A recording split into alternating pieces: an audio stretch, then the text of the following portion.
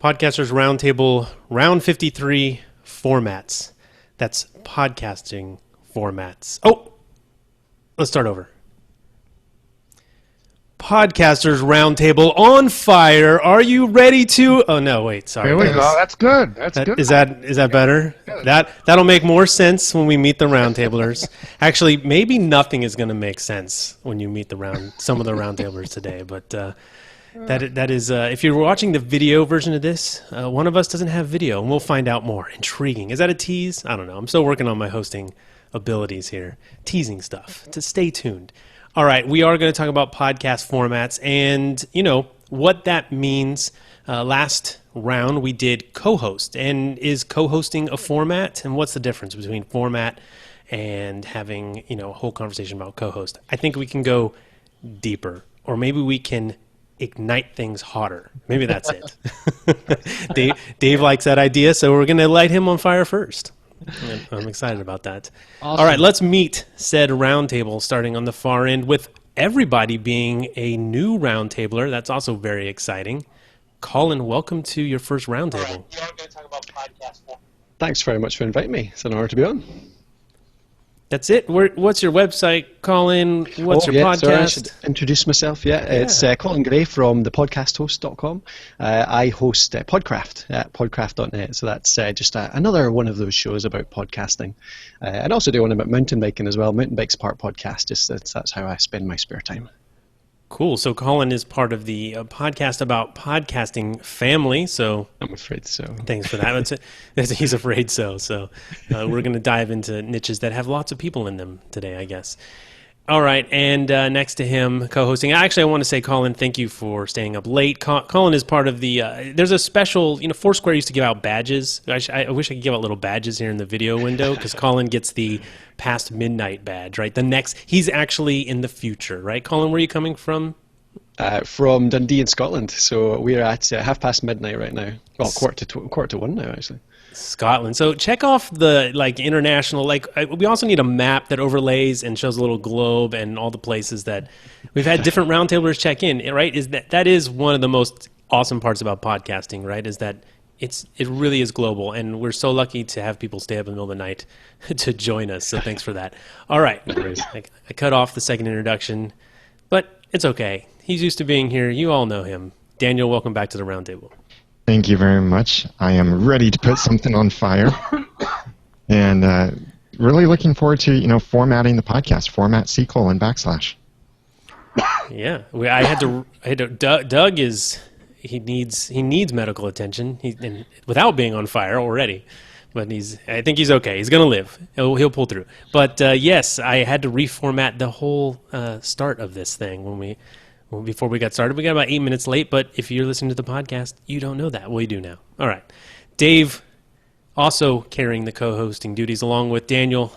Welcome back to the roundtable, Dave. Dave Jackson from the schoolofpodcasting.com, and I'm going to smile and giggle every time Colin laughs because I cannot get enough of that accent. That is way cool, my friend.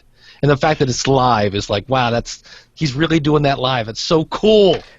So he's doing it live like it's an impersonation. I was going to say I have heard Dave's English accent before, and it was not too bad, I suppose, but it's pretty bad. Dave has a lot of accents in the can there, so he reaches deep sometimes. Another new roundtabler next to Dave, seated virtually next to Dave. Doug, welcome to the roundtable. Hey, how you doing? I'm Doug Payton. I have my own little political podcast at Consider This Podcasting, ctpodcasting.com. I also do some TV podcasting for Golden Spiral Media. I do the Chester's Mill Gazette, which is a TV podcast for Under the Dome, and a Person of Interest podcast for the TV show Person of Interest. So there you are. Oh, and I am a former TV talker, just like Daniel Lewis. So that's my name drop for the evening. Gotcha. Is that something that doesn't exist anymore? No, it doesn't exist anymore, and it's something that we might be able to consider as we're talking about formats, because it was a very interesting format and schedule. Yeah, we don't want to consider it. We want you to just toss it at us, Doug. So this is the roundtable. It's very important that if you think of it, you just interject and you bring it up. And we can take it anywhere. We're using formats. We jump off from that point and we go anywhere.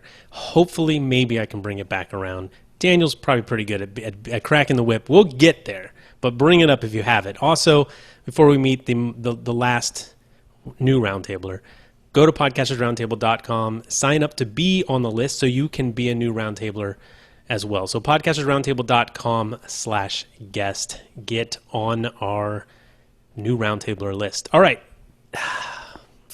This will be he's laughing. So if you're listening to the audio only version, you don't know that we don't have video of, is it Paul? Paul, welcome to the roundtable. Well, first of all, Ray, thank you a million for the invitation. I realize it's, well, what should we say, rather unusual given the general format for the roundtable itself. Hello to the fellow roundtablers and to everyone in the Hangout. I'm Paul David Peterson. I'm the host of Entrepreneur Explosion, which is, I think it's 6 episodes in now, and coming up on the mythical 7. I think I'm supposed to pod fade, like in 1 episode. Isn't that what you guys have told me? After 7, I'm done. And then, and Entrepreneur Explosion is basically, I think of it as a parody podcast with a point. So it's basically a send-up of sorts of Entrepreneur on Fire. And if I can channel my inner John Lee Dumas here for a second, I should also say that I'm stoked, I'm pumped, I'm psyched, I'm jacked, I'm somewhat over-caffeinated, and totally thrilled to be with you all this evening. All right, and we're going to dig a little bit more into that because for the reason that there is no video, I think Paul's going to share that with us, so that'll be fun. Dave is already having too much fun. He's already just lost it. Dave is gone, so I'm going to need a new co-host. Fortunately, we have 2 here, and that is really we carry spares here at the roundtable. Daniel will pick up Dave's duties. That sounds weird. Just put Dave over the edge. All right, let's get back to it. Focus, people. Let's try to focus for once. Podcast format. So, the comments left in the on the event page on Google Plus before I started this. Well, I always put it there, schedule it, and people can comment. Already, there was at least 2 of them that had me thinking different ways about a podcast format and what that is. So, for us here, I mean, what we're doing with the roundtable is it's a roundtable discussion. I've got, I host, we have 2 co-hosts, Daniel and Dave, and then we bring in rotating roundtablers, right, which is hopefully you at some point. And that's the format. It's just have a discussion. It's pretty open. We go around one topic, and it works. I think it works. And I actually have a lot of fun with this format, and I come from being just a solo podcaster. So there's 2 different formats, the ones I'm most familiar with, because those are the ones that I host. But, Colin, when I say podcast format, what's the one thing that comes to your mind? What do you think of? First thing I think is it's the solo versus co-host versus interview versus roundtable, that type of stuff. But I mean, there's a whole load of other ways to interpret it. So yeah, could start anywhere. And how many formats do you do yourself? I try a few. Regularly, I do probably 3. So solo is my kind of prime format. That's how I do most of my podcasts, especially in Podcraft, because I tend to do really short shows. So there's getting into length as well, I suppose. I do interviews for a couple of seasons. I've done interviews all the way through, and I've also done co-hosting every now and again as well. So that's the 3 I've messed with so far. But I'd like to try a few others as well, just to experiment. Very cool. And Doug, same question to you, but I'll add on to it a little bit. What do you think of when we say podcast format, and how did you make the decision for just choose maybe your first show? Well, the first thing I was ever involved with was a political podcast. It was called Shire Network News, and there was one fellow who was a journalist who had an interview, but we also had a bunch of people who would just send in contributions. So it was just kind of all strung together. That wasn't all live. It was just, a bunch of different topics, that sort of thing. I liked that, but when that went away, I wanted to, an outlet for my political thoughts. But one of my issues, and I've always been signed up for a whole bunch of podcasts, and so like right now for the past I don't know.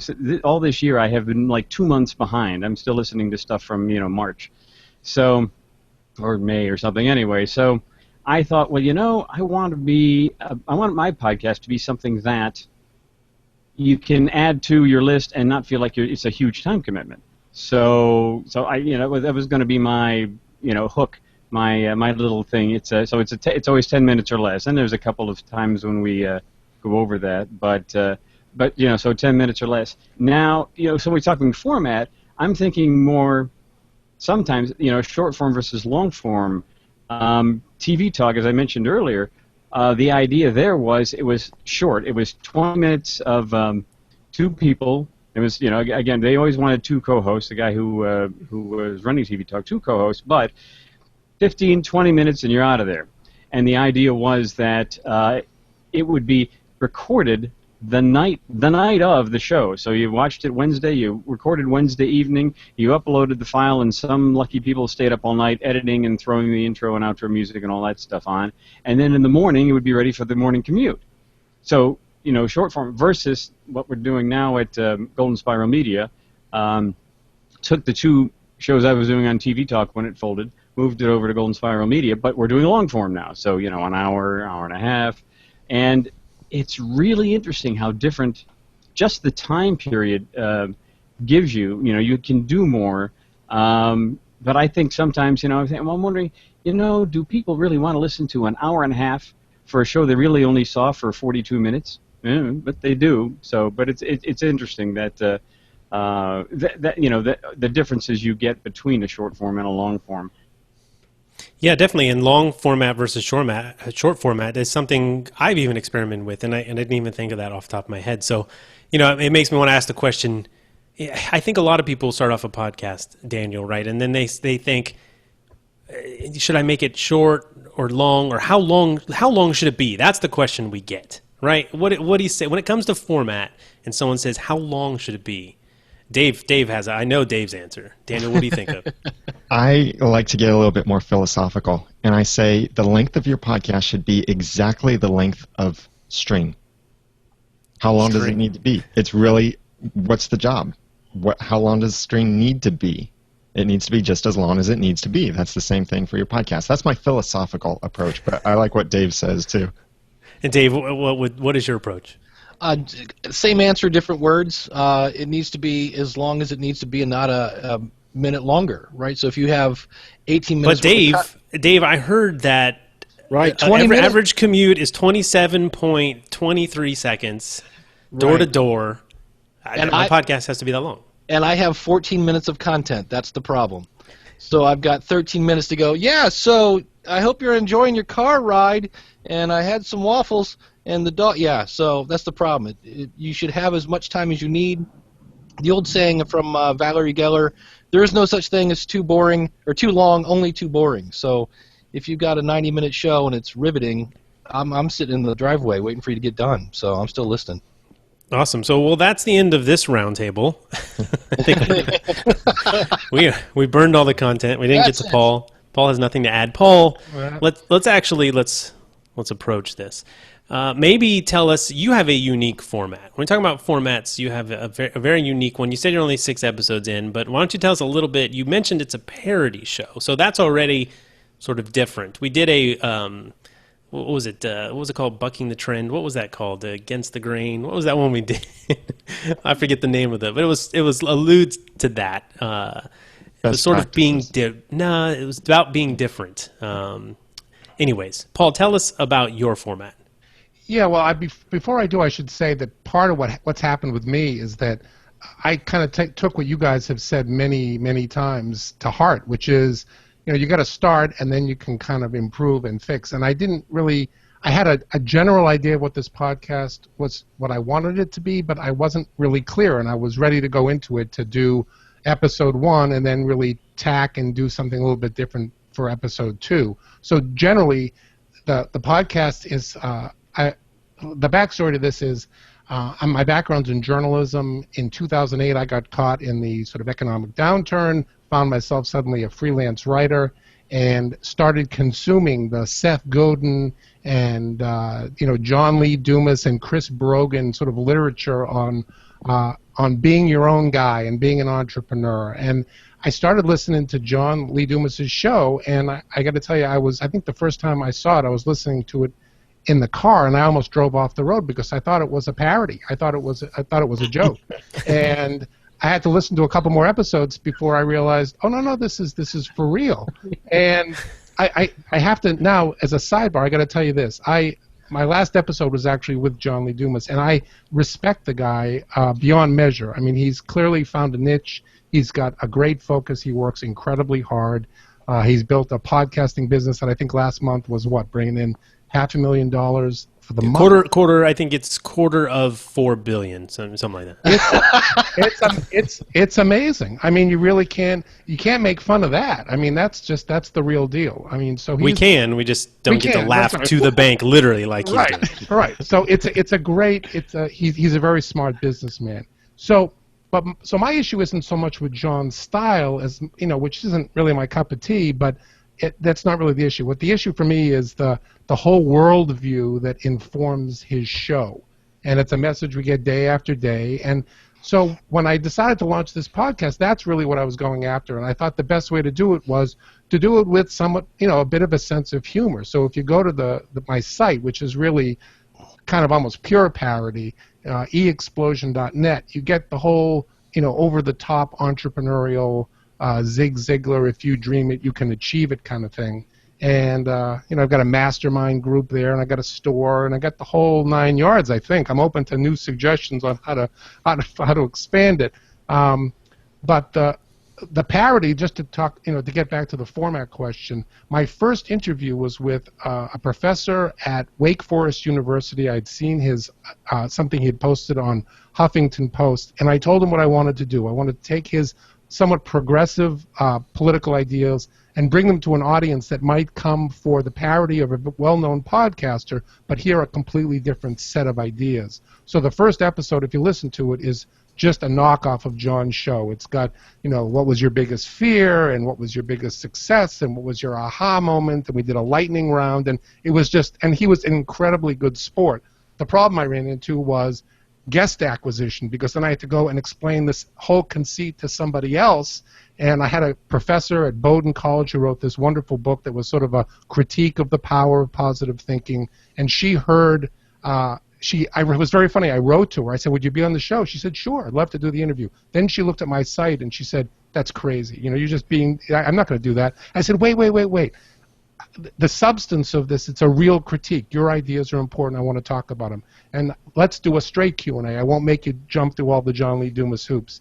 And she said, great. So I've kind of transitioned the format from a straight-up, parody with all the moving parts from Entrepreneur on Fire to something that's more framed that way, with a big bombastic opening. But the core of it, if you've listened to any of the episodes, the core of it's a serious discussion of the ideas that animate shows like this. And I've had, as I said, John Lee Dumas just went up today. His interview was live today. I've interviewed Chris Brogan, and then sort of people I'd say are on the other side of this debate. But that's a little bit of just sort of what I'm up to and how the format's changed. Right, and Parody, Dave, I don't think you've seen that podcast very often, have you? I mean, it's definitely different. It's not something most podcasters think about when they're starting a show. Parody is fun here and there, like an episode for a parody. I've done that before. I've seen other podcasters do that before. Dave has parodied radio several times before with great success. And I think a lot of us, if we're thinking parody, we might think, oh yeah, that's an episode. But like a whole show, that's a whole format, yeah. Right, because some of us even switch formats in our one episode is one format, the next episode is a different format. Right, and it becomes sort of a one-joke show, if you end up doing that parody, like you say, Daniel. If you do it sort of again and again, the joke somehow is the same, and I'm really just trying to use the humor as a frame for more serious conversation. Well, it works for Steve Colbert, right? Yep. He's basically a parody, but on the other hand, he does have kind of legitimate, conversations there. He gets people, and then of course he always has to eventually throw in a punchline to just kind of wink back to his character. But the fun part is staying in character. That's to me, I've tried a couple different things where I've done something in a character, and I inevitably will be doing some voice, and halfway through I start sounding like me. So it's, for me, I just have a hard time staying in character. I noticed there was somebody on the in the comments on the event page talking about how it's difficult. He had a tough time being a co-host because he had to line up a person's time. Everybody had to get the same time period, and then so instead he's gone with a single. It's just him, but he's lining up interviews. It's an interview show, and I'm thinking, isn't that harder? You know, doesn't that take more effort? I've done a lot of co-host things, and once you've got the time and date down, it's pretty much it's a fall over easy in terms of getting you on the same clock. I kind of wish I was funny enough to do parody. I love listening to parodies, but I kind of imagine doing a regular parody show must be really difficult because it's not only humor, it's planning that humor as well. So good on you for managing that. Yeah, I think it was Garrison Keillor who said, funny is hard to kind of sustain. Accurate, from a journalistic standpoint anyway, is much better. Better to be accurate than funny. Because funny is hard to sustain, it is. Well, the hardest part of being funny when you're doing a solo show is there's nobody there to let you know if you're funny. Right. And then when you find out later, after you release the show, it's too late to pull it down. It's like, great, 400 people just figured out that I'm not that funny. So it's kind of scary. At least there's nobody to just give you silence and tumbleweed, though. You never notice. It's moving away from the idea of a parody. It's also possible, I think, to approach the exact same content with the same people in different formats. Like what Doug was saying with TV Talk. My wife and I did a show for TV Talk for the TV show Once Upon a Time in Wonderland, and that was a very different format from the other two formats I was already doing for the TV show Once Upon a Time. Like, we would have our initial reactions, which is just, we literally just watched the show. Now we record our thoughts, our initial reactions, not all clear on it. TV Talk was more like an hour later, a lot more prepared, but still very short form, very shared preparation. And then we have our full discussion, and that was prepared independently as well as together, in-depth discussion. But it's all discussing the same stuff, different formats, and people enjoy different types of formats. Daniel, is it all on the same feed? Is it all part of the same show? Well, It's its own app. The TV Talk thing was actually primarily pitched as an app, not necessarily a podcast. But it was an app with content. But the initial reactions and full discussion stuff that I mentioned that we did, that was in the same RSS feed. We do the initial reactions like an hour after the show aired in Eastern Time, or maybe 2 hours. We'd have the episode published. So it would be there before Pacific Time saw the show. Then we'd do our full discussion later in the week, but in the same RSS feed. And we'd get the same number of downloads, usually, for both episodes, because people enjoyed both formats. So I'll tell you why I asked, and that is, so my show, Entrepreneur Explosion, is on iTunes, and that's the RSS feed for my show. But on my site, I've got these little sort of sandbox things I just mess around with, and you have to kind of look for it to find it. So I have another show, and I put that in quotes, called Roadside Explosion. So this is Paul David Peterson, he's a thought leader, and he's out and about. He's speaking to groups all over the country. So there are these little... Yeah, he. Oh, me. I. Right. I don't understand. I'm a bit confused. Right. Okay. So Paul David Peterson. Have we gotten to the anonymity part of this yet? No, not at all. So let's explain why we can't see you, Paul. Well, can I just finish that thought and then I'll tell you? Yes, please do. So anyway, it's a show called Paul David I travel the country as a thought leader, and again in quotes, and I give these talks to large groups, and I just edit in, crowd sounds and echo effects and, raucous laughter, and they're always disasters. He gets up on stage, and it's just a mess. Some of them are not safe for work, so I warn you. But he just, he was in Cleveland, Ohio the other day, Dave. I don't know if you saw him. Hello, Cleveland. Yeah, but he got booed off the stage. I mean, it was just terrible. But in terms of the format, it's something I'd play with, but I'm not sure I'd put it in my RSS feed quite yet. So that's the experimentation. So you want to do anonymity now or no? Yeah, explain why we're looking at a cartoon head. Yeah, so my name really isn't Paul David Peterson. It's a handle, and it's just a character. We were talking about Stephen Colbert, but it's a character I created to get this off the ground. And the character, I'm about 20 years older than the caricature. So he's, in my mind's eye, he's about 30 years old. He's worked a couple of jobs. He's single. He lives Wait a alone. minute, you created an avatar Right. for your host. Yeah. You took John Lee Dumas's idea of creating an avatar for the audience, and you just turned it around and made it a host. Yeah, I created this character. Like I said, 30. I'm not 30. I don't live in Chicago. I mean, it's all just a fiction, and it's and he's been working a little while, but he's been thinking. He's been reading the Seth Godin books, and he's been listening to John Lee Dumas, and he thinks that if he has a dream and he but there's a small piece of him. There's a small piece of Paul David Peterson who just thinks the whole thing's a sham, that he's just getting the wool pulled over his eyes, and that's what the show is about. He's sort of exploring that piece of, wait a minute, there's something wrong here. So once I created that, I went online, I found a photograph that I thought was sort of similar to the character that I created, found an artist in Malaysia who drew these things, sent to the picture and said, like this, but make it different so it doesn't look exactly like this guy, and that's who you're looking at. So I looked nothing like that. So why be anonymous? What does that do for the format?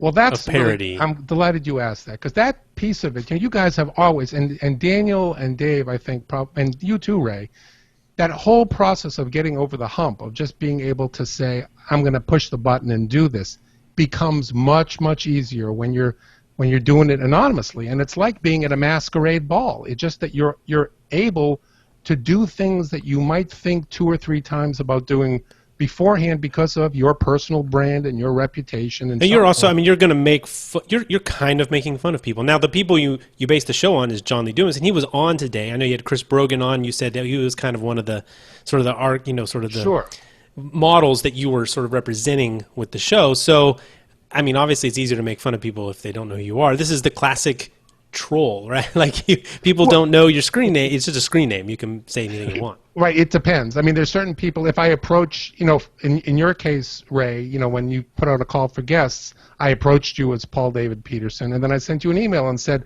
you have been incredibly generous to me and to this community, and I couldn't do it. I couldn't come on and just play the game through this whole show. So I wrote to you and said, this is what I'm doing. This is the format, and you were game. Yeah, I mean, I appreciate the honesty, and then you wanted to still remain anonymous. So, I mean, and why? Why not just throw on the camera and show us who you really are? Right. So some of this is just what I just said, which is I think I just got out of the gate much faster, just kind of not feeling like my reputation was at stake. So there was that. I have more creative license. I just sort of feel like playing Paul is, like I said, it's like being at a mass ball. It helps differentiate the show a little bit, I guess. I have a Twitter feed that I would never, I mean, it's silly. I don't troll anybody, but it's just silliness. It just allows me to just kind of almost free associate on a Twitter feed, and no one's going to say, what's wrong?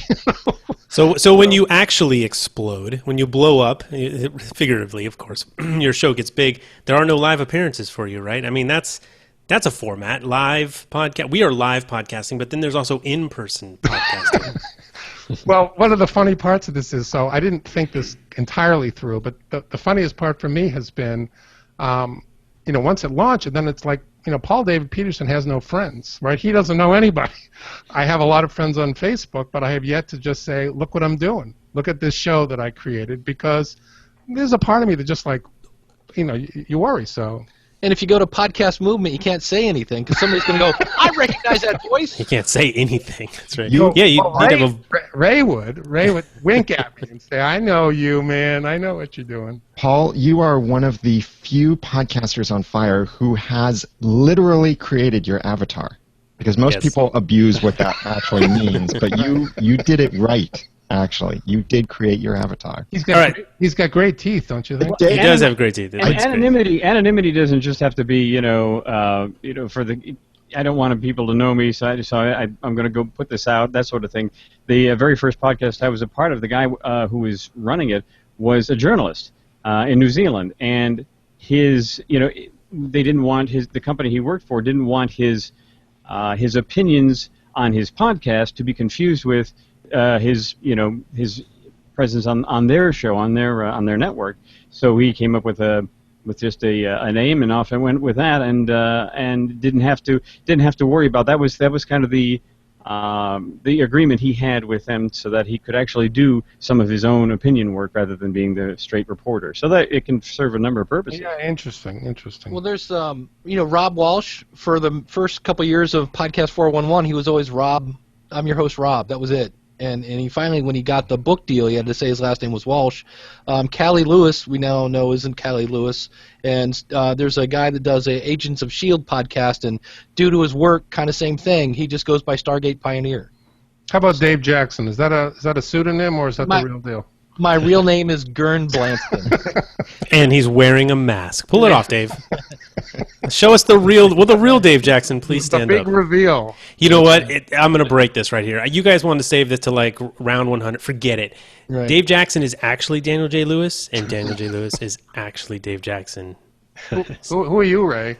Actually, someone knows. posted on Clamor, someone shared it with me, a Clamor that I don't remember what podcast it's from, but they said, I've been theorizing that Daniel J. Lewis is actually somehow related to Apple, and I discovered, and then they put my voice through a computer, made the computer talk, and it was supposed to be me, and so apparently I'm an Apple computer. Yeah, well, yay for internet memes. Like, yeah.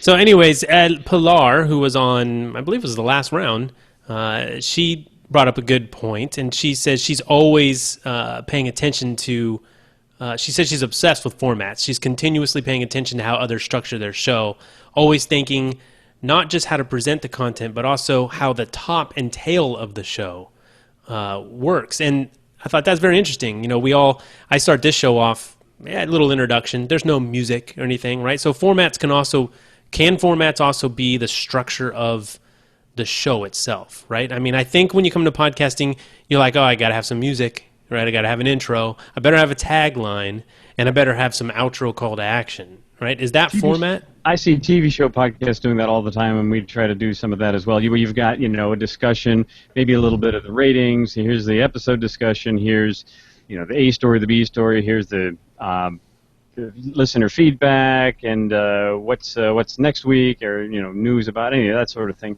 And so yes, usually a kind of here's a segment, here's a segment, here's a segment, thank you very much, with an intro and outro. And you see that a lot in the TV podcasts that I listen to. Yeah. Well, I think that's a throwback to, we're just used to listening to the radio. Right. So it's it's Tuesday Twin Spin, it's Beat the Toaster, or whatever it is, that every Thursday it's time to straighten your cheese, whatever it is, or some sort of weird thing, and people know that when they tune in on Friday, it's Freaky Fart Friday, and at 7 o'clock it's but it's that, on the other hand, you want your audience to kind of know what they're getting into, but on the other hand, you're then kind of tied to your format. One of the things I think that's there's a whole lot of stuff about Mark Maron. Mark Maron has changed his format. And people are like, what do you mean? Well, he did. Not a lot, but he used to do just comedians. Well, then he ran out of comedians. So he started interviewing, like, obscure musicians. So it's still an interview show, but he has expanded it a little bit. He changed his music a little bit. So there are subtle ways you can change your format without completely just throwing it out the window. One of the things that the other Golden Spiral Media TV podcast did was, instead of having segments like that, they broke it up such that when they were going through and discussing the plot and whatnot, and if they had a listener feedback that was pertinent to that specific point, they would play it then rather than in a big segment at the end, and it kind of made sense because you were talking about it. Let's listen to it right now instead of having to wait for all the listener feedback. So yeah, mixing that up is can often set you apart from others that are similar in style. The thing about that interests me a lot, actually, is how the structure can drag a listener through your show as well. Because if you've got a reasonably long show, like above half an hour, say, how you split it up. So say you have a news segment at the start, and then you've got your interview, and then you've got a app of the week at the end or whatever. Whether having that regularly every single week, whether that can sort of lengthen the time that people engage with your podcast, and the sort of storytelling as well, so like teasing a bit of it at the start of the show, and whether that can lengthen the engagement you get as well, or whether it, if you have a brand new listener, doesn't know you very well yet, they might drop out early sometimes, but if you manage to sort of create that narrative at the very start and have your segments built around that, then whether it can drag them through enough so that they get to know you and then start subscribing to the next episode. See, that's a great point. One of the reasons I listen to Entrepreneur on Fire is I know that what the next to the last question is, do you have a tool like Evernote? And I would just, a lot of times if I wasn't really into the guest, I'd get to the Evernote part because I always found some sort of cool tool, and I knew that was coming. I mean, that's one nice thing about John's format. It doesn't change a whole lot. Well, another thing, format can hurt you, because I'm going to a little confession here. There are some podcasts that are kind of long that I listen to, and I know that when they play this particular music, then they're getting to the part I want to listen to. So it's forward. Ah, there's the noise. Okay, that's what I want to hear. I don't hear all the self-promotion, come to our website, and just skip. Thank you very much. And when they get to near the end, they start, okay, and now we're going to talk about this, like App of the Week. If I don't care about App of the Week, skip to the next podcast. So that can help, but it can hurt. Yeah, and that ties into the length as well, doesn't it? It's down to, I think that more and more these days, as podcasting is becoming more popular, people are listening to more and more podcasts, and therefore you can't quite get away with a 2-hour show, maybe even a 1-hour show. So like tying it right down to half an hour or whatever is maybe the only way that somebody's going to listen to the whole thing rather than skip it all like that. Yeah, I'm definitely employing the 30-second skip button when the format is predictable. When I know the intro is 30 seconds long, it's a minute. I mean, if I listen to Twit, which I don't really listen to anymore, 30 seconds, 30 seconds, 30 seconds, 30 seconds, 30 seconds. I just keep hitting that button until I'm like 5 minutes in, and welcome to Twit. And you know what I mean? So, and I know that's happening. So I miss all of those sponsor reads, right? So, and in that way, it hurts. It hurts his advertising. And that was why I went to 10 minutes. I'm thinking that's a quickie. You get in your ears, you get out of it real quick. Because there, in my area, in political podcast, there's hour long, 90 minutes, 2 hours, and it's like I'd like to listen to it, but it's just too dang long, and I've got so many others I want to listen to. Well, in short podcasts, you have to really figure out what you're trying to say, because there's no room for talking about waffles and puppies. Somebody told me, if you're going to do 10 minutes or less, there's a phrase that he heard once. I would have written less, but I didn't have the time. Let's talk about that. That takes us into scripts. It takes you into scripted versus freewheeling, right? Yes. Well, with 10 minutes, I script every word. I am reading it off the screen, and I'm trying to make it sound like it's not reading. Like I'm not reading it. Although a couple of times I have said, and yes, I'm reading even this part. Insert chuckle, that kind of thing. But yes, for 10 minutes, you've got to really, nail it. And so that's it's 2 pages of 11 point Times New Roman with half-inch margins. That's 10 minutes. What do we think about reading versus scripting a podcast versus just going at it, right? I know we kind of hinted at the fact that, you might open up a show and you've got 2 guys bantering on about where the cat took a dump last week and then it broke the computer, whatever. And people are like, why am I listening to this, right? Versus really tight script. We heard John Lee Dumas says the same thing, like every time. 30 second skip, 30 second skip, 30 second skip. I think format works for something like that, because when you've scripted it, that works in short form. People can't stand to listen to a script for very long unless you're really good or just have an amazing voice like Colin or something, some British accent or something that people just want to hear every single word from your mouth. But if you have long-form content, trying to read a script for just 20 minutes even, I think can be tiring to you as the reader, and also tiring to the listener unless you can keep it engaged. So I think scripted can work great for short format, but not necessarily the other way. Yeah, it's tough. I do a podcast for a company, and they just basically say pick 4 blogs out of our monthly. I see their publishing schedule, and I have to read their blog, and it's weird because you'll start adding voice inflections where they really don't belong, and you go, wait a minute, that makes no sense. So it's much harder than you think it is. I did a audio book. I wrote a book for musicians, and it's my words that I wrote, and still reading it, just getting the words out of your mouth, because you typically don't write like you talk. So that's half the part. If you're going to do that, write it just like you would say it. But what I have found that anytime if I type up my outline and I start expanding on it already, I like the idea of writing it out because it makes me think it through. I'm just not a big fan of reading it unless I can really make it sound like I'm not reading it. if it was a news show, I'd kind of expect somebody to be, and here are the top stories, tonight. Well, look at a show like Social Media Examiner, not Social Media Marketing Podcast, but Mike Stelzner's spin-off show, the Social Media Examiner, takes blog posts from socialmediaexaminer.com, reformats them a little bit so they work better for audio, and then they've paid a talent to read these, and she doesn't sound like she's just reading it from a script, but they are short. I'm looking at the episodes. The longest episode is 11 minutes. Most of them are or longest is 14 minutes actually, but most of them are around 9 or 8 minutes. Right, and isn't the top? If you look at the top podcasts in iTunes, they trend long format, right? But we know we have shows like Quick and Dirty Tips or Grammar Girl.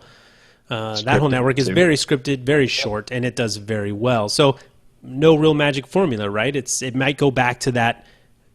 How much content do you have? Here's the magic formula, and this is the formula I try to follow with all of the podcasts I do, and I have found this works perfectly when I can do it right. The formula is provide great content. That's it. We're done. Done. Mic drop. Send all your emails to Daniel at the Audacity Podcast. He will write great content for you, and you can read it off the script he sends.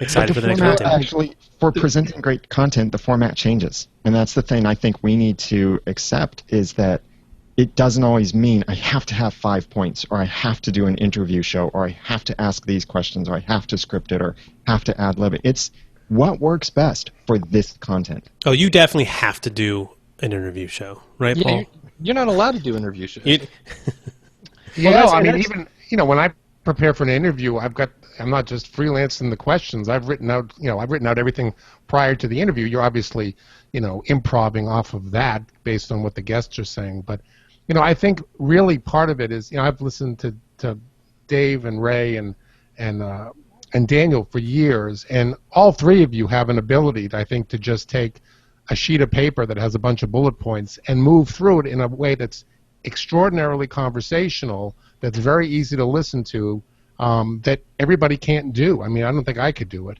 Where you just sort of, an hour can go by or 45 minutes go by, and it feels real natural. Whereas other people, as we all know, can kind of try doing it. It's a stumble and it's misdirections, and I lose patience. Right, and where does that come from? I mean, I will say, if I go back and listen to my episode 1 through 10, I mean, it's terrible. It's not. It doesn't feel smooth. It doesn't feel like I'd want to listen past 10 minutes.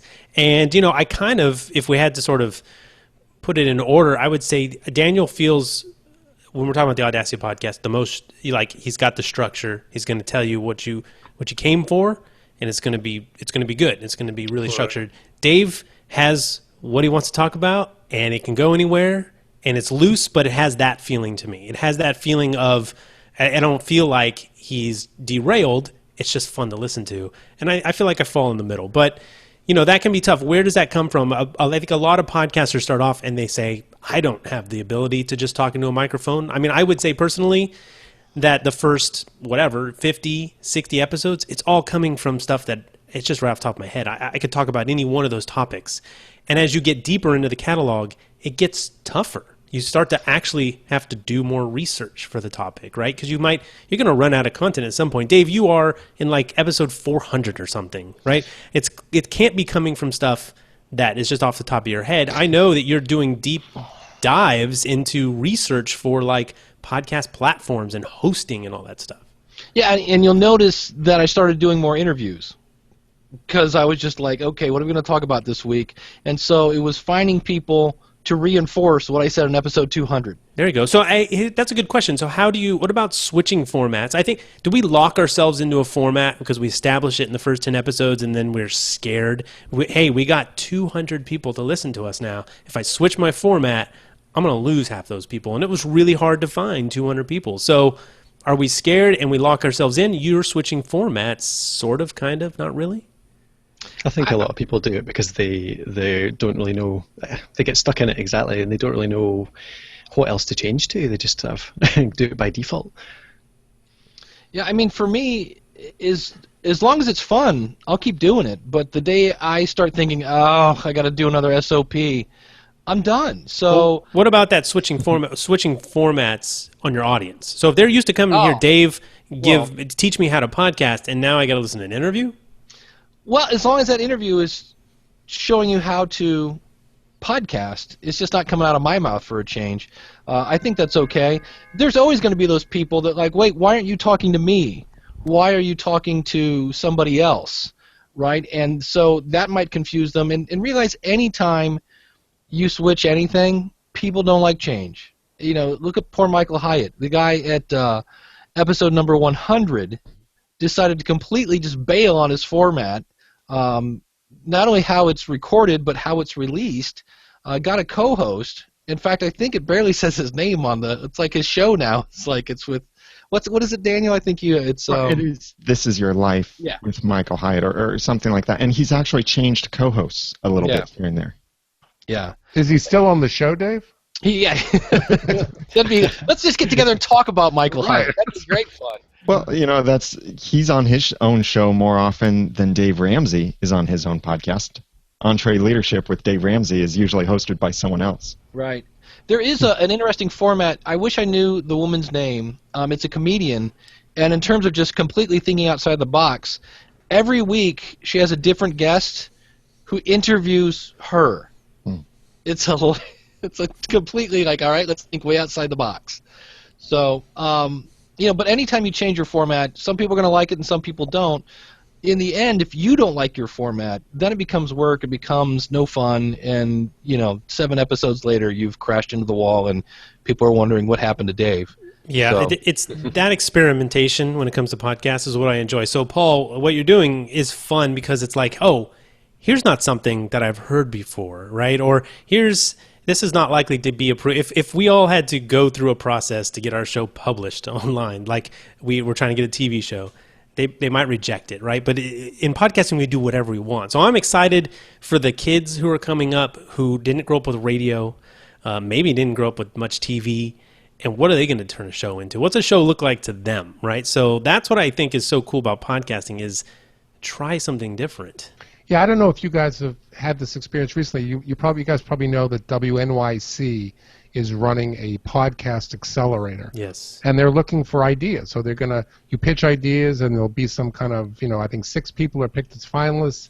Then you're going to the, I think, Online News Association, I think that's what it is, convention in September, and you'll do a live pitch, and then whoever wins gets to work with a producer, a WNYC producer, to come up with a pilot for the show. And I found myself just sitting there. I mean, I pitched them, but I found myself doing what Ray just said, which is, how can you just think completely differently about this? I mean, I think Dave's example was a good one of just, this woman is interviewed by different people, but it's the same subject week after week. That's I hadn't heard that before. So I'm doing that kind of gymnastics as well, just trying to think of, just put everything aside and just start from scratch. What could you do that's just completely different so people would turn it on and say, whoa, never seen that before, that's cool. We'll give some advice I heard on a podcast. I'll give the credit where credit is due. The Real Brian on ProfitCast. It's something about when you start a podcast, when you're just getting started and you're trying to decide on your format, or am I going to interview entrepreneurs? Am I going to talk about wooden boats? Am I going to have somebody else interview me? All that. If you are trying to really be a leader in your area, in your niche, then if you're going to do a daily show about interviewing entrepreneurs, you're going to have a tough time beating guys like, Entrepreneur on Fire, et cetera, et cetera. Or my show. Well, exactly. Absolutely. I've come up with a show that is Explosion on Fire squared. Yeah, I bought all related domains, Ray. No way, no chance. Yeah. You'll let them expire after a year, probably. Yeah, exactly. We already know you're not going to make it past episode 7, so not a problem. And Daniel will buy it from underneath you. Trust me. Well, guys are wolves. They're all wolves. Well, Jared was on the last Hangout from the Showrunner course, and he does a show on Indiana basketball. And he said he had to come up with something to be different, so he decided to do a show right after the games. That was something that was different than all the other ones. So, there's so many different ingredients. There's the length of your show, co-host, no co-host, solo, panel, live, not live, daily, weekly. I mean, John Lee Dumas, the reason people went, what, when he first came out, is nobody did a 7-day-a-week podcast. That was insane. And now you have people that are contemplating putting out multiple podcasts a day, thinking that's going to be the next big wow thing. That's just insane. Yeah, it's taking an idea that works and tweaking a little bit. It's like it's usually it has more to do with just being something you just didn't expect. Right. I think one of the things that differentiates my podcast came completely out of necessity. It was no innovative thinking, I'll admit, and that's this season-based format, which isn't so new now, of course, now that Serial and the Startup podcast are doing it. But back 2 or 3 years ago when I first did it, it was because I was working a lot at the time, and it was definitely a part-time thing, and so I couldn't manage an episode every single week. And also it was kind of due to my sort of educational background, so I didn't really fancy doing a different thing every single week as well. So I kind of wanted to tie it into a series of episodes that joined together and taught somebody as they went along. So it was kind of a combination of background and complete necessity that came up with something a bit new there. It wasn't actually new. I mean, there's been season-based stuff all the time, but yeah, it was just something that differentiated at the time. Yeah, and I like that idea, and related to Dave, what you said is that format was being done, except it was being done probably more on the sort of TV show type podcast, right? Where we gather, we talk about it right after the show ends. But he applied it to sports, and it works. So maybe what's working for maybe the same format, but check a different niche. Maybe no one in your niche is doing it, and you introduce it to that audience. It could be completely new. Dave, you changed formats, or not changed formats, but you started a new format that would be interesting to hear your perspective. You had School of Podcasting and your other shows that were mostly either conversation or monologue, and then you started to Ask the Podcast Coach, which is a completely different format. What about explaining that and what that was like for you with a new format? What it was is I had so many people asking me how to do a live show, and I was like, I don't know. I know the tools. So it started off as an experiment. I wasn't going to keep doing it, and I started it, was playing with Blog Talk Radio, was playing with Colin Studio, played with TalkShoe, was playing with the different tools, and doggone it if people didn't start showing up. And so I was still kind of struggling because now I'm talking to the wall in front of people, which is weird because I don't have anything planned in case somebody called in, and then if they didn't call in, so it was a whole mess. And that's when Jim Collison approached me and said, do you want like a color commentary guy to kind of bounce ideas off of while we're waiting for people to call in? So it was kind of different, and it was nice because Jim and I love Jim. He's an awesome guy, but we don't always agree on stuff, so there's a nice level of different aspects to keep it interesting. And then the live call-in thing, I finally got somebody who called in and gave me a Baba Booey a couple weeks ago that just had no idea what he was calling into. So that's why I started it. I just wanted to see what it was like, and then once we got it going, we're like, well, I guess we'll keep this going. And you guys have good chemistry, Dave. Yeah, it's fun. We have we make each other laugh, and he's a good guy. Alan Newsom in the chat brings up a great one that we haven't mentioned, which is so obvious, and maybe that's why we've why we haven't brought it up. He says, I think of audio or video first when asked about podcast formats. I don't know if many of us think about video anymore. I started as a video podcaster. So shout out to the video podcasters. I love you guys. It's super hard work. And, sometimes you have to think. I mean, that's a decision to make. Are we an audio or video show? And these days it's easier. We're doing a video show, not a podcast, right now. This will be published as an audio-only podcast because the audio goes into an RSS feed. It was really cool to see at New Media Expo, there were the podcast awards, but there were also the Web TV or the IAW TV awards. Yes, one of those. And video. there were the typical finalists that you would expect, where it's something dramatized, like Rocket Jump was there, and other places, cool things like that. But there were also a couple shows that were finalists where it was a Google Plus Hangout on Air. Oh, I didn't see that. That was the video show for Web TV, and they were finalists. Wow, I missed that. It's funny because as I was there, I saw so many people that I recognize from quote-unquote Web TV. Really, we're talking about YouTube almost at that point. And most of the podcasters didn't know. I saw Tyler Oakley, and I took a picture with him. And he's bigger than anyone in that podcast room in terms of audience, man. That guy is probably on Now TV. I mean, he dominates YouTube. So it was a really interesting blend. He had two worlds colliding, and most one side did not know the other. It was pretty interesting. Anything else from the chat that someone... The first thing you need to do, for the first question, I'm wondering, the first question you need to ask yourself before doing a video podcast is look in the mirror and say, do I want to look at that for 20 minutes? No, that's the same thing as someone who says, I hate my voice, right? Well, okay, yes. I mean, we have a shooting range here of beautiful hosts that I don't think most of us probably we would have no TV career. But this is fine if we have something good to say. People aren't staring at our I don't know, our floppy ears. Do I have floppy ears? It doesn't matter. I don't think it matters. What do you think about that, Dave? Well, when I had Amy Schmidtauer, I think is her last name, from Sexy Right. Social, Savvy, Sexy, something, yeah, something like that. something. Did she change her name? I think I saw something about that. But she said one of the things she loves about doing an audio podcast, she goes, I don't have to spend a half hour putting on makeup. And so I have to comb my hair for a round. I don't have to brush my hair. I don't have to shave or look semi-presentable, but I work from home. I mean, it's not like, I'm wearing a T-shirt that doesn't quite fit right now, and, you can't quite see that. But, yeah, you do have to it's more prep. I mean, you don't have to do that, but... I had to shave my nose hairs, man. It was, see? That's good. It will be better as if you would start the show by shaving your nose hairs. And this is too much information. This is TMI for Paul? I think so. From a razor from Harry's that I got from Daniel. Oh, well, this episode is not sponsored by Harry's. But if you want a promo code, I'll give you mine. We'll take the sponsorship. Screw the promo code until we have our own. Hey, I want to challenge something here on a format. This might make your mind... That's a different roundtable, Daniel. Yeah. No, go. What if your choice of a format is podcast or not podcast, some other type of show distribution? You mean That's so kind we're of a format selecting? choice. We're selecting. So here's when you say that, I immediately think I split my time between podcasting and YouTube, and not the same thing. And if you're asking me to make a choice there, wow, that's tough.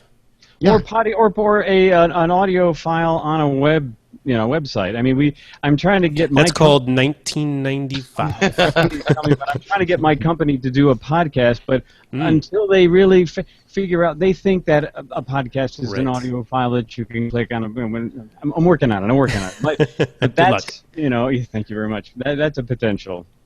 But Ray, is it a tough call for you because your YouTube audience is just much bigger than your podcast audience? Yeah, so that's a funny thing is it's not necessarily true, right? So my subscriber base appears to be much bigger on YouTube, but it does not mean when you put out an episode or you put out a video on YouTube, it doesn't equal. So here's the thing. I know about how many people are going to listen to a podcast episode when I put it out based on my subscribers. It pretty much balances out. YouTube, you have no idea. And I think most of it is based on, YouTube is so heavily based on search. So just because you put it out, not to mention YouTube, while the app is great, it doesn't work the same as podcasting. It doesn't necessarily deliver it to you in the same way a podcast might if you're not using the YouTube app, right? So there's a big difference there. So I would not say that the audience is necessarily bigger, but yeah, I won't even say potential audience. It's tough. Here, let me quantify that difference because I've got my numbers right in front of me. I have 1,900 subscribers for my YouTube channel. And each of my videos, a video that's about a month old has 374 views. Right. And that's what I tend to see on YouTube. One does not relate to the other. But I bet, Daniel, if you put out the Audacity to podcast, you have a pretty good idea how many people are going to listen to it. Oh, yeah, exactly. Yeah, but wait a second. I mean, I don't know about. I like your videos, Daniel. I watched one the other day, but Ray, you have one. I don't know if it's your mix minus video but there's one that just went through the roof, didn't it? I mean, you had tens of thousands anyway on one of them. Yeah, and that can happen, and that's why my channel is so big. I mean, relative to I don't know the average. I wouldn't call it big because it's not big compared to a lot of others, but it does well. But on the backs of a couple videos that went, I don't know, what do we call viral? 50,000, 100,000, right? I have one video that's probably approaching 1 million views. So, and it's not the mix minus video. The mix minus, what's interesting is the mix minus video is spread more socially, I would say, than it is via YouTube. So it's an interesting dynamic. What's the big one? What's your hundreds of thousands? I think it has to do with plugging in a H4n into the DSLR, and I made it for, I made it for somebody who asked me a question, and then it went viral. So you can't predict those type of things. Which channel podcast? Now this isn't fair because you're promoting music, camera stuff. Which one brings the most affiliate income? YouTube is. Yeah, YouTube by far makes the money. Because I would think YouTube, you've got to be there watching it. You don't have to, but in theory, people are watching you, so they're right there, and you've got your affiliate link right there. Now, granted, when you're listening, it's in the show notes, but so many people are listening in the car, they're not going to click it. And that is sadly becomes one of the decisions, right? So let's talk about back to format.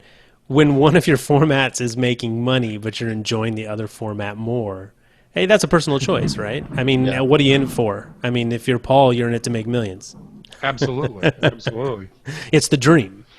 It's my big sponsorship with Hindenburg. Huge. Oh yeah, you do have a. We want to talk about that, but maybe. Yeah, you know what? The humanity. Let's when it comes to formats and it comes to things like monetizing. Are there any considerations there? Right? Do we set up our shows a certain way? You're like, I want to make money from my show. Let's put it that way. What kind of format should I do? Does it play any kind of factor? Well, that goes back to Daniel's question, actually, about whether to podcast or not to podcast, because ironically, considering I help people start podcasts, and you guys all do too, my blog makes much more money than my podcast ever does, and I track both of them quite closely, so I know kind of where my affiliate income, my earnings are coming from, and it's all the written stuff. But then again, you could say, and I do think that the podcast builds the trust, which keeps people coming back to the blog, which then gets them to go through the affiliate links to buy the stuff. So it's harder to track that full funnel. But definitely directly tracking it is the blog, it's the written content. Well, in terms of formatting and advertising, if you're going to go completely blue, have fun trying to get a sponsor. You know, you can get them, but, Dixie Cup isn't going to come calling anytime soon. Right, and then there's considerations of being in a network. I think the way most people make money, and TV Talk, you guys made money doing that. You probably had rules for your format. Yeah, the length was definitely a part of that. There was a feature where people could send in their own feedback, and we would try to promote, usually through the app. They would tap a button and record something, but it automatically appended to the show. So that was that sort of thing. The money-making thing didn't really pan out as the CEO had hoped, so that's why it didn't go any further. But it was, I thought it was a great idea. I thought it was just that maybe he was trying to get the networks involved with it and that sort of thing, and I don't think they were ready for that. Timing. There's a lot of stuff that, Audible got into podcasting way back in, 2006 or 7. And it just didn't. We weren't ready for that yet. So that there is an element of, in some cases, your show did or did not work because of timing. John Lee Dumas. Can we make like a quarter every time we say his name in this show? It's I thought this was your affiliate link. I thought you had something going on with John. But he had great timing. He at the time, there were other. Fred's in the chat room. Fred's been doing an entrepreneur podcast, twice as long as he has. John was the first guy to come out. Like 5 times as long or something. Yeah, and he had the timing to where everybody's like, wow, okay. Where if somebody else had done that idea, he'd be doing what we've been saying, but he's trying to copy him. Oh, John's just trying to copy that guy. But the money for John Lee Dumas is not the podcast, right? The podcast is just a sell for Podcasters Paradise. That's where there's money. Yes. Well, yes, it is. Right, exactly. Money. It's what Colin mentioned. Yeah. Right. Yeah. It was originally. It was the pod. Well, 6 months into the podcast is when he started doing advertising, which of course for the regular weekly podcaster would be 3.5 years because he was doing a daily show. But he had that plan. It was a plan. And 6 figures in the bank. So. Right. I have a somewhat delicate question to ask. Is it okay? Please do. Yeah. So I wondered this for years. So I find John Lee Dumas. As I said, brilliant businessman, but personality-wise, not my style. I can listen to Dave for a long time. I mean, I find Dave just authentic in a way that I just don't, I picture John Lee Dumas for 8 hours doing those shows on a Monday, one after another, and I just feel there's a bit more performance to what he's about than what Dave is. And I always wondered, Dave, when you looked at you were in this game extraordinarily early, and he, there are various people that have come along that have, I guess you'd say have a bigger financial profile, right, in terms of this. And I just wonder how you process all that, what you look at and just say he went a different way, or he has a different style, or his style is more in his format is more. So I don't know. Is the question, am I jealous of John Lee Dumas? No, Definitely. It's not. Yeah. No, it's not. It actually isn't jealousy. It's simply. I would say, yeah, why not? It's a curious question because let me take it this way. John came into our niche, essentially he got people started podcasting. And a lot of Podcasters Paradise is tutorials about how to podcast. And he's cashing in. It's like, why am I not making that money, right? And does that suck, Dave? Sure, absolutely. But on the other hand, if you meet John Lee Dumas, that's not an act. I mean, when I see him at Podcast Movement, I'm assuming he's going to walk around and go, Dave Jackson, how's it going, man? I agree with that, but you don't say fire every 5 words. No, that's even true. when you're authentic. He wants to ignite every piece of everything. Well, that's the brand. It's the brand, but the brand never breaks. Yeah, it's like a method podcaster. Absolutely. I was telling somebody the other day, there's a band, the band that I play at the end of my show that talks about if you like what you hear, go tell someone. The band is called King's X. I have permission from them to play their stuff. If you ask Metallica and all these other bands, they will say how much they love King's X. Nobody's ever heard of them. And I say, I could be happy being the King's X of podcasting. Maybe I never make it to the lengths of John Lee Dumas. I like money. Money's fun. But when I have somebody I help, I have somebody right now that is so starting from ground zero, just zero technical skills. And after working with her for 2 weeks, she's getting there. To me, I'm having just as much fun with that than I am, cashing a check for 5 figures. That'd be awesome. But it's cool to take somebody who's completely just lost and admittedly will say, I don't know what I'm doing. And I'm like, cool, let's do this one thing. So, we gauge success from different, stages and different barometers in some cases. Well, without naming names, before the show ends, I want to say thank you to Ray and to Daniel and to Dave, because I wouldn't be doing what I'm doing without you guys. And like I said, I listen to you, and I'm not on the show just to kind of flatter you guys, but your presence, all 3 of you, is just more authentic to me than other people I could name who perhaps have higher profiles. I don't fully get it. But I appreciate, because so much of what you guys do, you're giving away for nothing. And it's huge. It's huge for the community of people out here who are trying to figure this game out.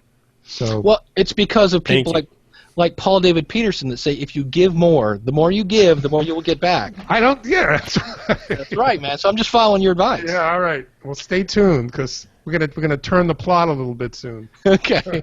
Nice. Yeah, and I will say that Podcast Movement is coming up, and the whole roundtable, the crew, myself, Daniel, and Dave will all be there. So if you've listened this far, first of all, and you're going, then you probably want to get in touch. So definitely make sure you let us know.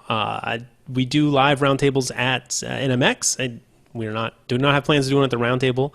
I am so excited that I picked this year to not speak, because the lineup is just, it looks like they are doing a killer job, and all I get to do is consume and party with everybody. Whereas when I speak, I'm going to be in my room the night before, got to come home from the party.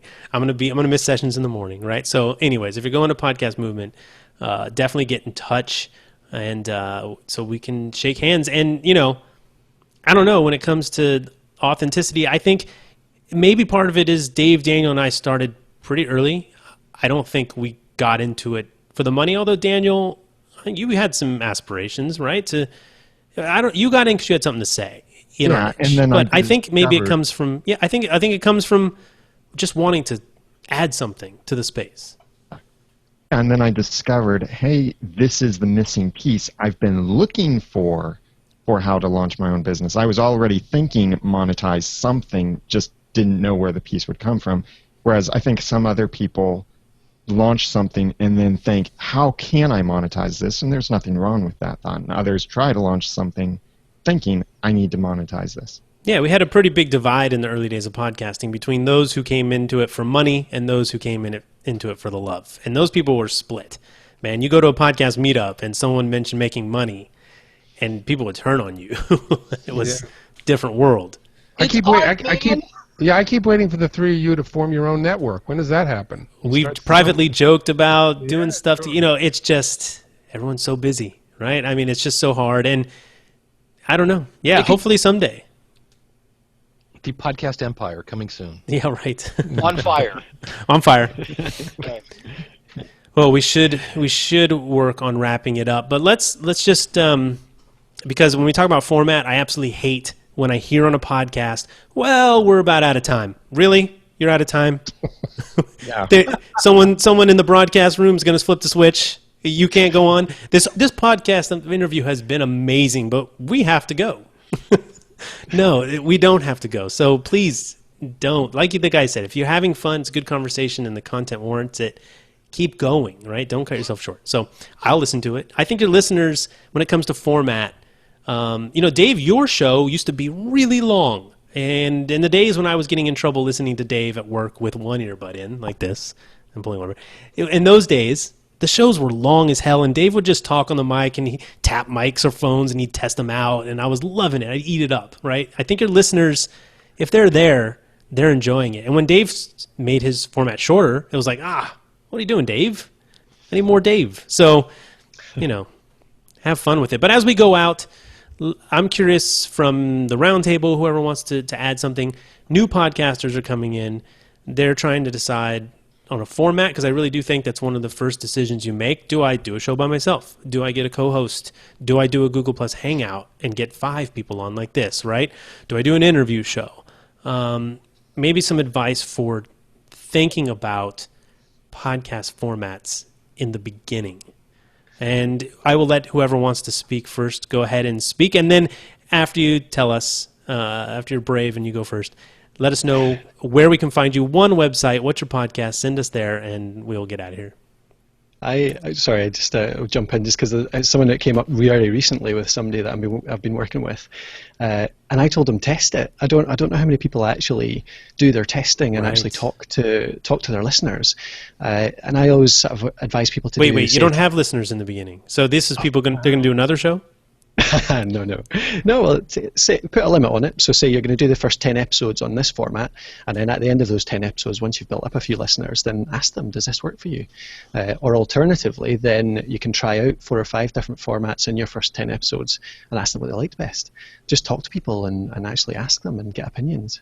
Yeah, I like it. And don't ask your mom. She loves every format. Every format you do. Ask Dave's wife. Ask the Hammer. Awesome. I love it. So, Colin, name of your show and website. Yeah, thanks very much. So you can find all of my articles and courses on podcasting at thepodcasthost.com.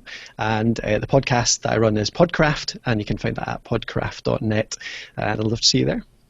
Very cool. Thanks, Colin, for being a new roundtabler, and we definitely hope to have you back. And thanks for...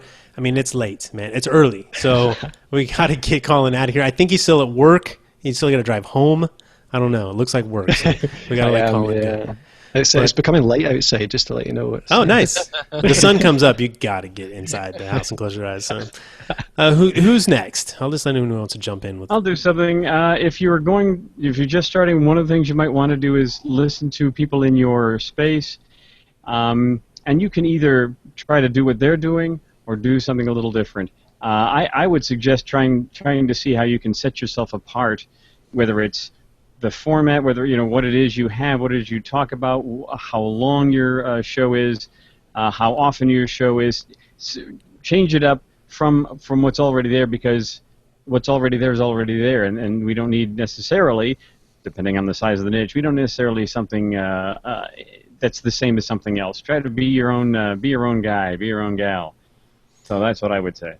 Awesome. And where can we find your show, Doug? I am at ctpodcasting.com. That's CT as in conservative talk. You can consider this podcast is for if you like conservative opinions, and even if you don't, and maybe especially if you don't. Thank you very much. Awesome. Thanks so much. Some of the best stuff is coming here at the end. So, it pays to listen to the end. I like this. It's very cool. And I'll say that Massa Wells, I'll say longtime roundtabler. Look, if you're in the chat, if you listen to the show, if you've been on the show, you're a roundtabler. So Massa Wells, thanks so much. He's usually in the chat. He says, Ask the Podcast Coach, that's Dave's live show that he mentioned, is my new Saturday morning cartoon, which is awesome. It just makes me think of being a kid and running to the TV and flipping on the program. So that's very cool. Zoinks! Zoinks! All right. So, Paul, I'm just going to throw it to you. Do you have? Yeah. I think I would say, the whole question about format is, I think about it sort of as, how do you want to get dressed? And really, how you get dressed is sort of a function of where you're going. You're going out to dinner, you're going to play soccer, you're going to a funeral, a wedding, whatever. So I think the format question has to come second, third, fourth, because really the big question is, what are you trying to do, and what are you trying to say, and where do you want to go?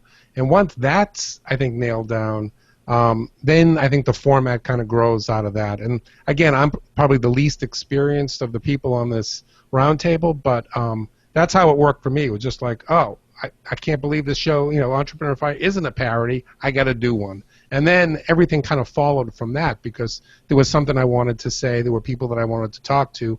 And the format questions almost answered themselves once you address what am I trying to do? So that's what I'd say.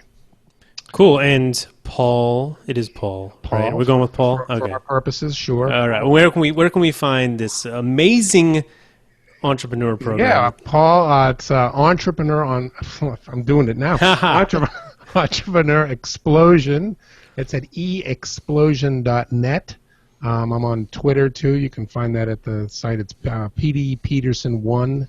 The avatar you see actually it's actual size. If you see me at Podcast Movement, that's actual size. So don't step on me. I'm I think about 6 inches total tall. So be careful. Tough life there, Paul. Yeah, and Ray, again, I realize this was a bit unusual, but I appreciate you just experimenting enough with this format to let me do it. That is the point of this format, is to have fun, experiment, do whatever. So I appreciate you approaching me and being honest, and that's very cool for you to even reveal that on the episode. You could have done the opposite, and we wouldn't have been the wiser. You could have said I had internet problems. Yeah, no, it was great fun. Thanks so much. No, thanks again. And I'll say I talked a little about YouTube, and it's not necessarily doesn't notify people the way podcast does. The Recon Prepper, it's the show name, in the chat says he subscribes to the YouTube channel, and it lets them know when the channel is updated. YouTube now does send emails. I noticed that. So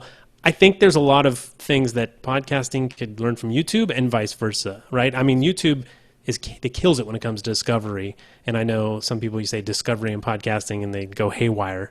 But, the very first way that it operated, when I went into my iTunes software, it showed me all these shows that were like the shows I was listening to. And I had like 80 podcasts in my podcatcher. That does not happen anymore. So anyways, so yes, YouTube is not, it's not necessarily bad in terms of getting subscribers, but they do work differently. And I think it's important to know that the numbers are just quite different. I think that a podcast audience is, I feel, still more personal than a YouTube audience. And not to offend the YouTube audience who's watching, but, YouTube is just different. They're different formats. So think about those things, but really choose the one that works for you. That's going to be your best program, right? Because you have to be into it.